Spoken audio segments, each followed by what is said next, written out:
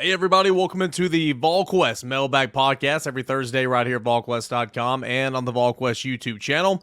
I'm Eric Kane with Brent Hubbs, Austin Price. Don't forget, little late Christmas gift you can throw in that stocking, $10 for a one-year subscription of Volquest.com. Seriously, take advantage of it right now. It's the perfect Christmas gift for you or that Tennessee fan in your life.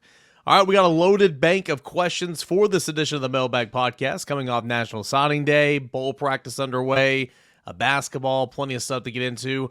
We will go ahead and get started with Sam Smith, 2233. What coach will be with Joey Halsey in the booth for the bowl game, Brent Hubbs? Any idea on what offensive coach might slide up, or if it'll just be an analyst? I think it'll just be an analyst. I don't think they're going to change anything with their sideline routine. Glenn Ellerby's going to stay on the field, Austin to coach the offensive line. They'll have a tight end GA down there to help with the tight ends.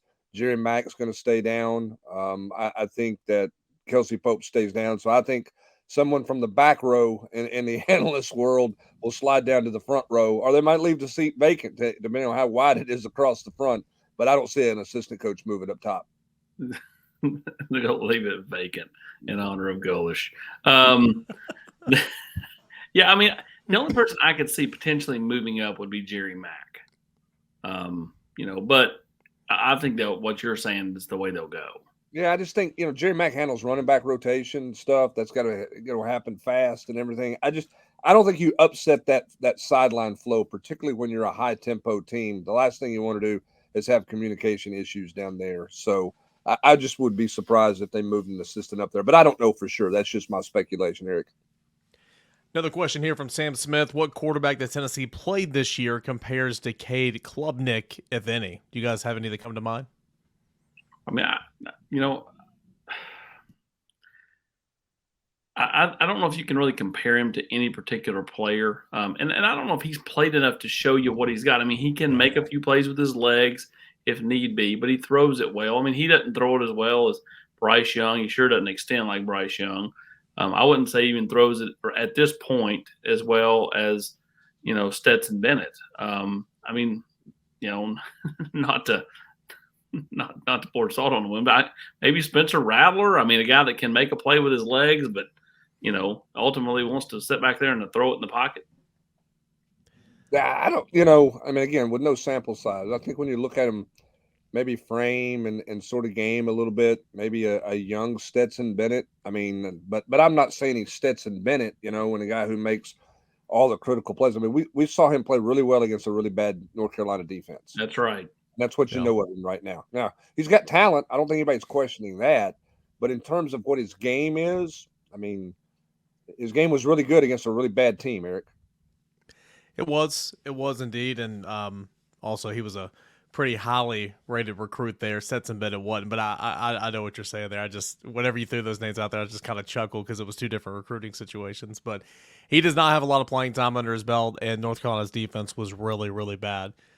Let's go to Corrington Vols 17. What are your impressions so far with Nico? In parentheses, yes, I know it's extremely small sample size, but some of you guys have witnessed some generational talent that have come here at quarterback before. I wasn't at that practice on Saturday. You guys got to see only about 15 or 20 minutes. All eyes were on Nico. What do you look like? I thought he looked exactly what I thought he was going to look like. What he looked like, every time I've watched him throw it, whether it be a 7-on-7 or, in his high school game out there at Warren. Live arm, quick release, and a guy that's got a world of talent. Again, the physical traits are undeniable. The question that has yet to be answered and, will be answered at some point is what's he like mentally? If mentally he's good, then Tennessee's got himself a special player. Yeah, I mean, I think from a physical tool standpoint, you like the way he looks. I always chuckle at the generational deal. The last generational quarterback I saw play at Tennessee would be, I guess, Peyton Manning, and he threw a bunch of wounded ducks the first 3 or 4 days of practice. I mean, watched him throw, and you're like, you think wounded ducks as a senior? I don't see it. I mean, he just it wasn't real pretty. But then obviously what it was. Casey Clausen wasn't pretty routes versus air, but the more people you added on the field, the better his game got, the better he was. So there's no doubt from a physical standpoint that Nico's got all the traits that you want. Tall, got a quick release, throws a pretty ball, throws a catchable ball. All those things that you're looking for stands out to you. We'll just have to see how it translates as he progresses in this offense. High Speed says, what's your take on the future of the center position for this football team? Cooper Mays obviously has it locked down for 2023 and 24 if you would like to use that extra year, but seems to be a major drop-off behind him. I think this spring, they're going to have to figure that out, guys, because the last 2 years, if something were to go wrong, they would slide Jerome Carvin over. Had to in 2021, didn't happen last year, but that's something they got to figure out here in spring practice. I agree. I don't know if they still work Addison Nichols or who they put in that spot, but I couldn't agree more. That's an area of concern because you've had that kind of like nice crutch to fall back on in Jerome Carvin, who was a pretty solid center himself when Cooper was out. Now that's gone, and you're going to have to figure out who can be that person that steps in and kind of keeps the ship afloat if something happened to Cooper. Yeah, I think it's an interesting spring decision because there's two ways to look at it. Is there a young guy that you want to groom that you think can be ready as a young guy in case Cooper Mays gets hurt in 23? Not just thinking about 24 or 25 beyond, talking about in the short term. Or do you take a veteran and rep a veteran there and try to get a veteran up to speed?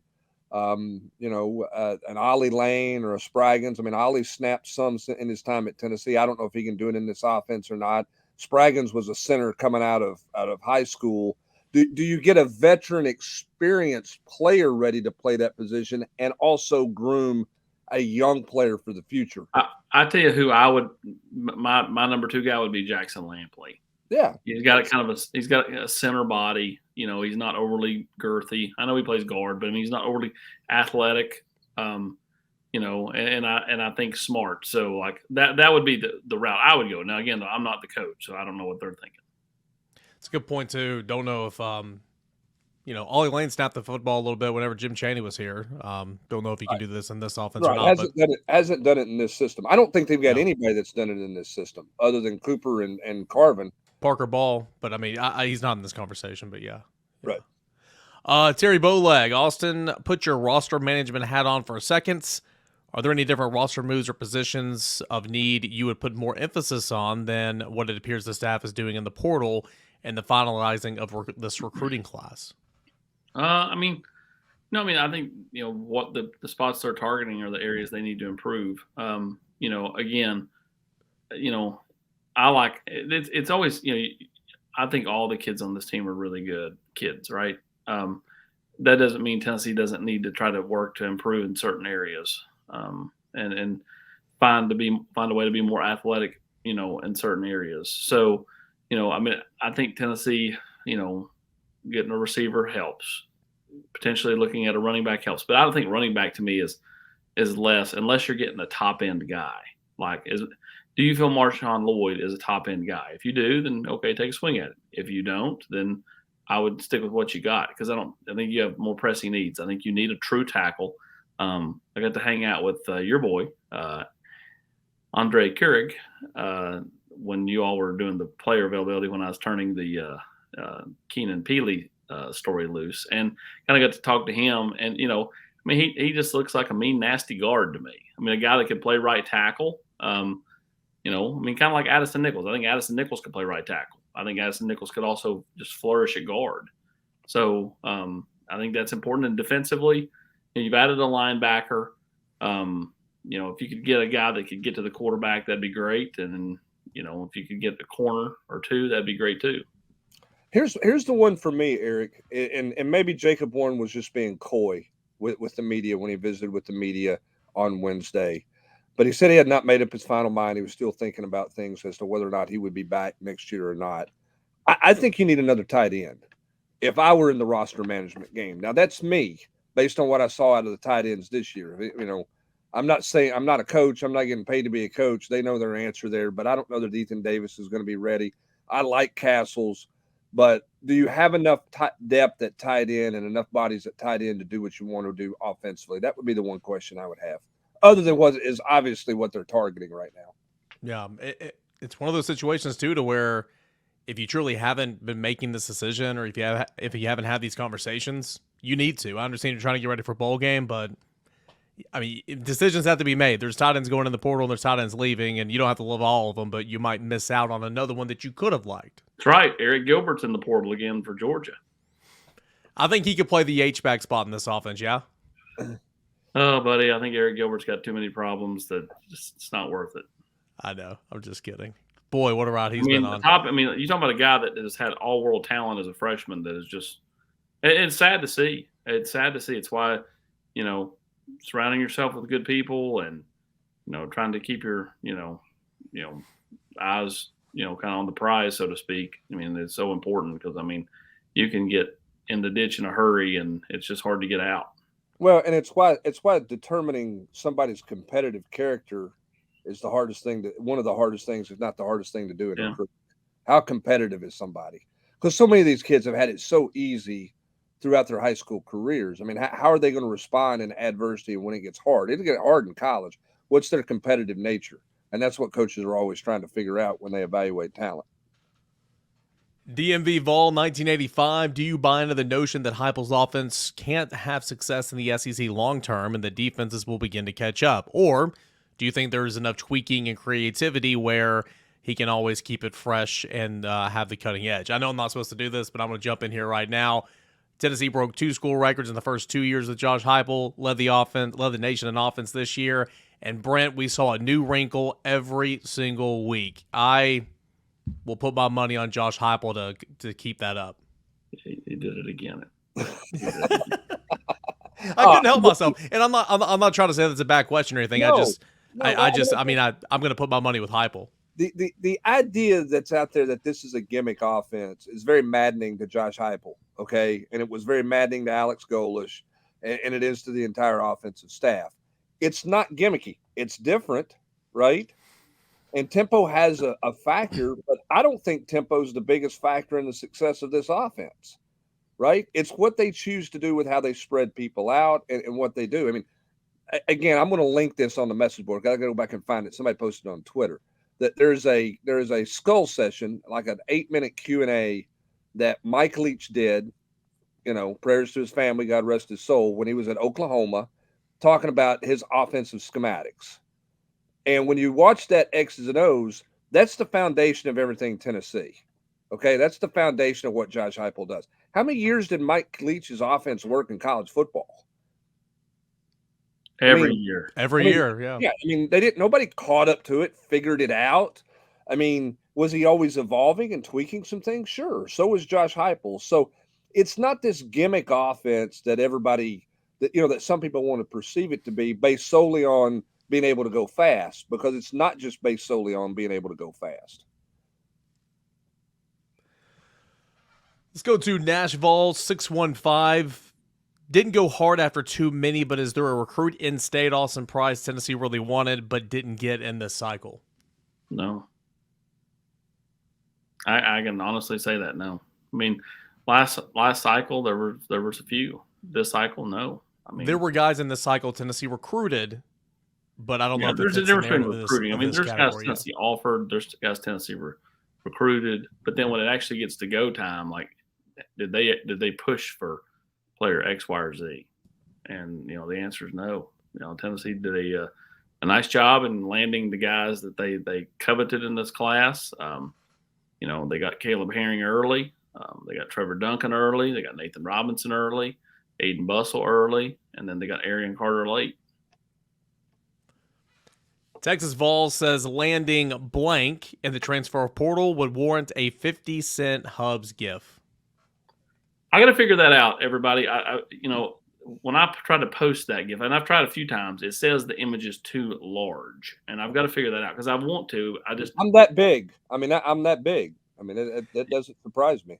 Hey, Hubs is the gift master over here. You can ask him. Yeah. You do you, Hubs.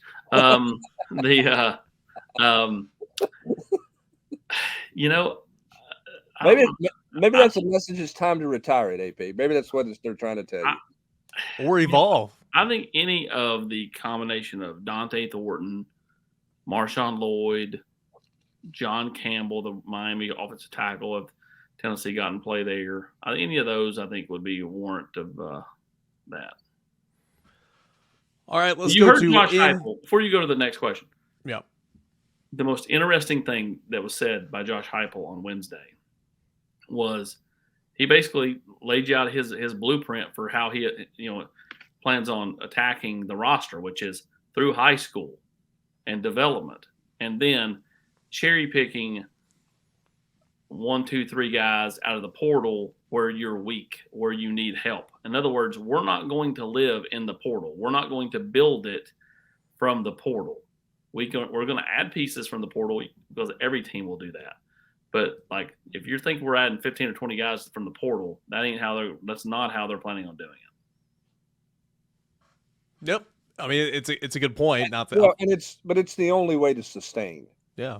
Okay. I mean, I think ultimately it's the only way to sustain. Now, can you jumpstart your program with portal guys and a rebuild? Absolutely. 100%. Like Auburn. I think we've seen Florida State do that. Now, the question is Florida State going too far with that this year, but I think you've seen them use it. Austin's made this reference before. Mississippi State with junior college players. TCU did it with JUCO players. Kansas State did it with junior college players. Transfer portal or the new junior college. There's just more of them to pick from, but you can use those to jumpstart things with your program. But I think if you've got your roster and your culture in pretty good shape, I do think you want to add a smaller number of pieces, just like schools did with junior college players when they were established, right? I mean, you look at what Tennessee did in a history lesson in 89 and 90, coming off that 0-6 start in 88, where they won their last 5. How they got themselves into contention to win the SEC championship in 1990 was largely due to bringing in junior college players, Chris Mims, Dale Carter, a lot of guys that came in that junior college ranks there to go with some good high school players, but they went pretty heavy then. Then they tapered that off because their roster was built and established. And I think you'll see them continue to do that, build it through the high school ranks, as most everybody else will in the country as well. Cherry pick some really elite players, Eric, that you think can make a difference. It's kind of like the trade deadline in the sport, right? We've got a good team. We're missing a part. Let's go get the part if we can. It's a little bit of a similar kind of analogy when you look at what you're trying to do in assembling a college football or even a college basketball team with the portal. 100%. I mean, you literally can't build a team off portal additions. It's not feasible. You don't have enough spots. You want the depth. You want the quality twos and the special teamers and all. I mean, all that's built from the high school ranks and development on up. And now it depends on who you get out of that portal. Again, Hendon Hooker came from the portal. That changed that it wasn't Heupel's guy, but that jump started Heupel's offense here at Tennessee 100%. So and they had a great need there. They didn't take him just because he was a quarterback. They had to have somebody in that class. They had to have a quarterback to go with what they had. And the previous staff felt like that was the best option available for them. The current staff felt like Joe Milton was the best option available for them. As it turned out, Hendon Hooker was the guy who took off and ran in this offense. So you're always going to have some of that. Look what Chase Dolander did, right? For Tennessee baseball. They had a lot of parts, and then he came in and was a huge part. That's kind of how I envision the transfer portal in college sports ultimately once it settles down some. Let's go here to NWGA Vol. Name 2 players who stand the best chance to see an increase in playing time in the Orange Bowl compared to their roles in the regular season. Is that an easy answer? Just going to look at where some guys have opted out, but I mean Ramel Keaton and Squirrel played a little bit this year already. Yeah, Austin. I'll go Joe Milton. I'll go Joe Milton and Ramel Keaton. No, because Eric's right. I mean, like Joe actually fits the bill more than Ramel. Yeah, sure. Ramel's he's basically been a starter for 8 of the 12 games. I mean, he's played a ton. I think whether it's Chaz Nimrod and I think it's most likely Walker Merrill. I think one of those guys is going to factor. I mean, it's easy to say Tennessee's going to just play the 3, but at some point they're going to sub, and I think. But will they? They never do, though. I just think they will in this game. I don't know why. I just think I think you'll see Walker Merrill in this game, and then defensively, I don't know. I just think Wesley Walker. But I mean, again, he's played a ton too. I mean, I can't think of I really can't think of anybody else defensively because they play a lot up front. Everybody's played in the secondary that we've seen, right? Yeah, the whole roster's played there. Yeah, I mean, and they're gonna play their backers that they've been. I mean, they've had a healthy rotation there as well too, if you include Solon Page. So, yeah, I would go there on the offensive end. I mean, I think you could see a little more Tyree West in this game, and I think he's played a good bit, played more and more. That may be a guy who could play a little bit more, but I don't think that there's one guy who is just waiting in the wings to see. You know what I mean? Like I looked up, I just looked it up while we were sitting there talking. I'm like, I think D. Williams is going to return kicks now, right? Because Jimmy Holiday's gone. But I mean, Clemson's got Clemson's got 62 touchbacks and 77 kickoffs. So most of the ball, I don't know if he's going to get an opportunity to do anything, but that could be a guy who makes a play potentially in kickoff return if they let him return a kick, which they didn't want to let Jimmy Holiday do. So, something like that. But in terms of just somebody jumping out there, I don't see anybody of any note that's going to suddenly pop up on the radar. Seeing 31 wants to know if Warren Burrell's going to come back next year. Guys, that's still the plan, correct? As far as I know. Okay.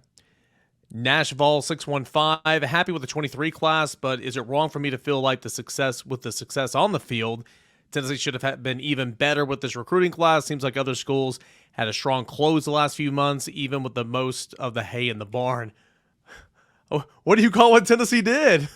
Tennessee closed strong as well. I know what you're saying, but this success this year, Austin's going to help in 24 and 25.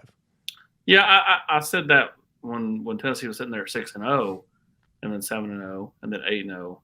This class, most of the hay was in the barn, and so they weren't just the impact on this 10-2 season was going to be felt in 24, and maybe 25. But this class, I think it's a really good class. I don't care where it ranks. It's very similar in ranking to last year's class, and it just drubs last year's class in my opinion. It's not even close.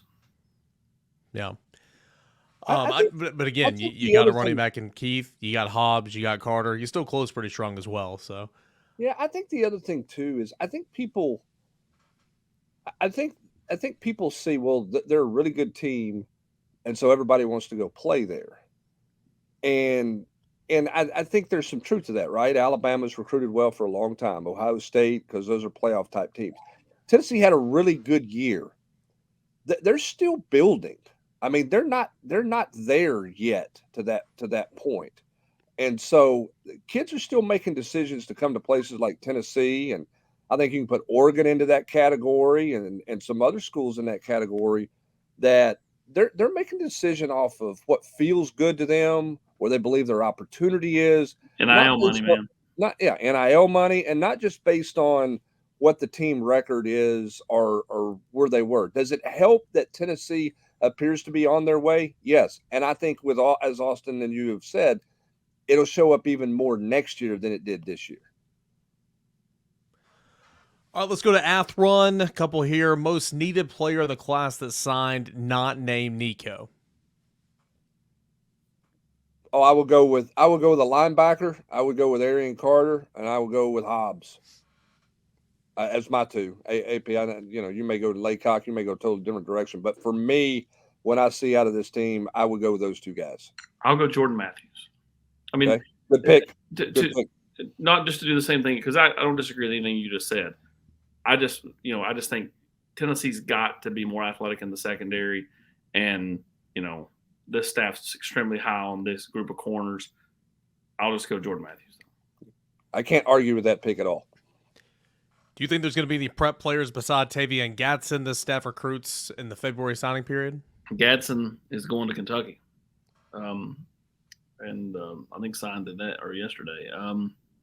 But there will always be more guys that pop up throughout the yeah, summer. Maybe. I don't think there'll be very much though. I think it'll like Jason Jenkins last year.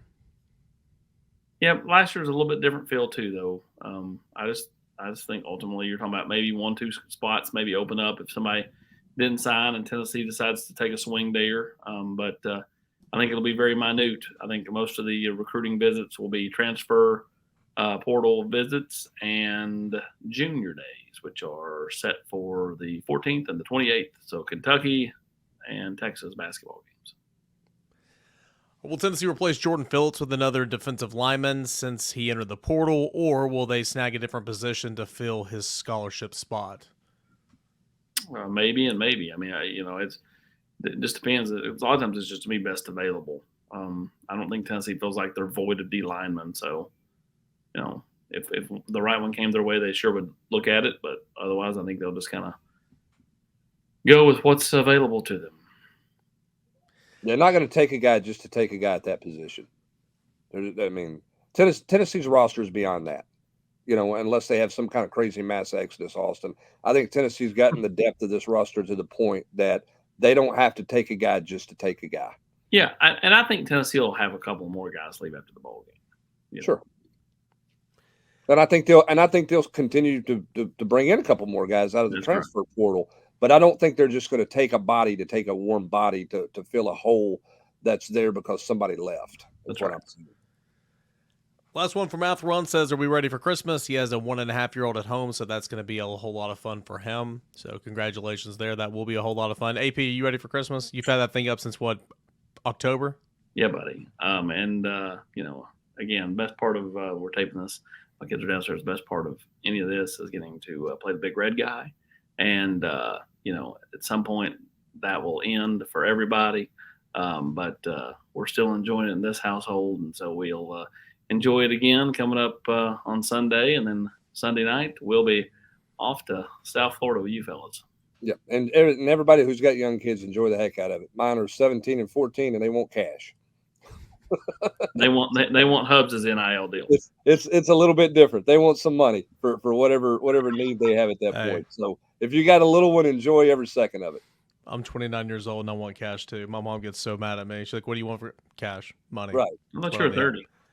It's what I need. All right, Hard Hat Vol. What players in the signing class were legitimate concerns of flipping? Obviously, Sylvester Smith flipped, but anybody else? I know there was a rumor or two about Cam Selton. Cam Selton was the most solid kid on the earth. That was never a worry. The only kid I worried about was Tyree Weathersby, and that's just because Auburn comes sniffing around there at the end. And they were obviously had a lot of success on signing day, flipping kids from Ohio State, and Florida State, and Smith from Tennessee a few days out. So once Weathersby signed early in the morning, I don't think I was, worried about any of them. Now, I thought Ricky Gibson could have possibly gotten interesting weeks before signing day. Yeah. Right after Hugh Freeze was hired, but obviously not once he got to campus or anything like that. I think the Keith kid got some phone calls too. The last 4 or 5 days, just some people to make sure he was solid with Tennessee. But obviously he was. But I'm with you, Austin. I think Weathersby was the one that, that one could have got interesting if he would have listened to Auburn, but he had no desire to listen to Auburn, which is a credit to Tennessee and the relationship they built with him. And a great eval, right, Austin? That's right. I mean, when you looked at him and they took him, you're like, okay, who's this guy? And then you watch his senior tape and you understand why Auburn's calling and sniffing around. Right? Weathersby and Laycock. The two. I was going to say there are 3 evals in this class that just seem like home runs: Laycock, Weathersby, and Ricky Gibson. Especially Laycock. I mean, no one was really in on him. You get him to commit, and then he just blows up as a senior. Goodness gracious! All right, let's go to the 7 maxims. Our quarterback situation is concerning. If Taven Jackson leaves and Nico takes over for 23 or 24. Do you all expect a younger guy to sign with Tennessee knowing they'll have to wait 2 or 3 years to get that starting spot? Or will a 2024 QB choose to wait on Nico to leave? Yeah, I mean, I think Tennessee will sign a quarterback in every class. If you're not doing that, then something's wrong. To me, you just won't be able to get a top-end guy. Now, a lot of people are going to go, what? Wait. George gets a top-end guy. Yeah, they did. And the walk-ons starting all the 3 5-stars are they're sitting. So, I mean, at the end of the day, I still think you're looking at a middle-of-the-road quarterback in 24, a high-end guy in 25, and go that route. But you're right. I mean, the way this whole thing plays out, I told Hubs, Paul Tyson, which is Bear Bryant's grandson, started at Alabama, went to Arizona State, now transferred back to Clemson. Like, that's the kind of perfect guy Tennessee needs if they have to go to the portal after spring. Again, Tennessee will not go to the portal for a quarterback as long as Taven Jackson's not leaving. Joe's not leaving. He thinks he's going to be the guy, and right now I think we will be the guy, for 23. Then you got Nico. He sure is not leaving. So as long as Taven Jackson's willing to go in there and compete for it, Tennessee's not going to take a guy. If he leaves, then you're going to have to find a guy like a Paul Tyson that, is content being the backup and playing major or being a backup in a major Power 5 program. Well, and here's the thing that you're reminded of when you start throwing those scenarios out, Eric, the luxury Tennessee had this fall. Yep. Of having Hendon Hooker and having Joe Milton on the roster with Taven Jackson learning. Now Taven got hurt, but he's the third guy learning. That's not just like the Georgia scenario is unrealistic. Okay. What Tennessee had is not very realistic, which is you're going to have teams that have light quarterback rooms.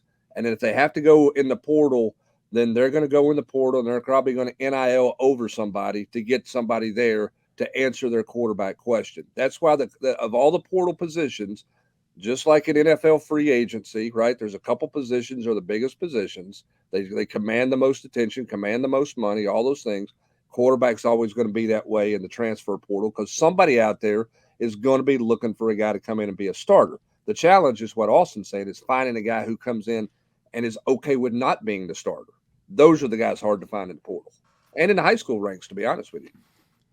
Vols by 1998's got a couple here, so we'll roll through them. First, how do you see, or do you see this offense changing in the bowl game to accommodate Milton? Austin Price setting it up on a tee for you. Go ahead and say what you want to say about Milton and his legs. I mean, I think you have to do some different things, with Joe. I mean, he said it, when he met the media on Wednesday, he's willing to do it, So, I mean, I'd let him do it. I'm not saying you go out there and, you're running a ton, but I'd absolutely have a couple of design run plays.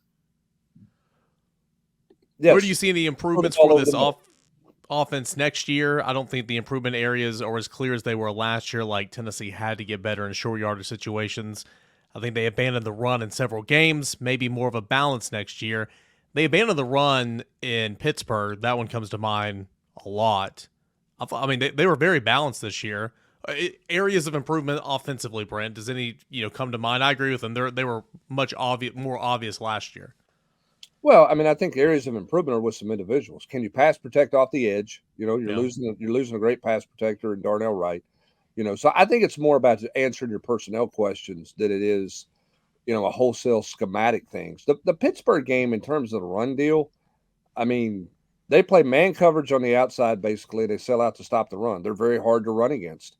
I don't think Tennessee at times was hard-headed enough to run against them. The same thing, we heard this on the CBS broadcast in the Alabama game.